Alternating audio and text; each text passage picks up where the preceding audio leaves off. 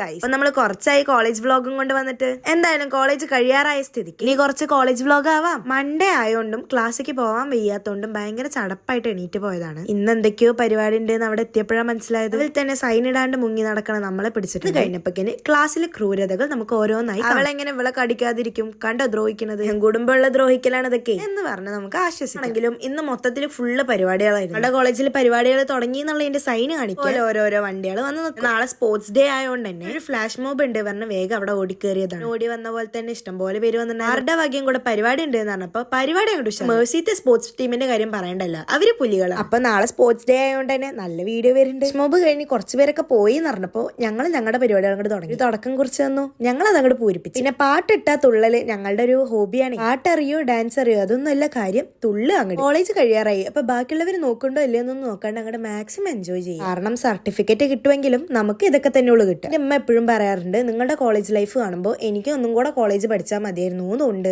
ബാക്കി ഈ എൻജോയ്മെന്റും സംഭവങ്ങളും മാത്രമല്ലേ ഇമ്മ കാണുന്നുള്ളൂ, ബാക്കിയുള്ളത് ഇമ്മ കാണില്ലല്ലോ. ഞങ്ങളുടെ കോളേജിൽ ആൺതരികളൊക്കെ ഉണ്ട് കേട്ടോ. അപ്പൊ ഒന്ന് പരിപാടി ആയതുകൊണ്ട് അവര് വന്നതാണ്. പിന്നെ ഇവൾക്കാണെങ്കിൽ ലിപ്സ്റ്റിക് വിട്ടിട്ട് ഒരു കളി. അങ്ങനെ ഫുഡ് കഴിക്കലായി, പാട്ട് പാടലായി. ആക്ച്വലി ഞങ്ങൾ ഇംഗ്ലീഷ് ഡിപ്പാർട്ട്മെന്റ് ആണെങ്കിലും ഞങ്ങൾ ഈ ജൂനിയേഴ്സ് ആയിട്ട് ഭയങ്കര സെറ്റ് തന്നെ. കോളേജ് ലൈഫ് ആലോചിക്കുമ്പോ ബാക്കി എന്ത് മറന്നാലും ഇവരെ മറക്കൂല.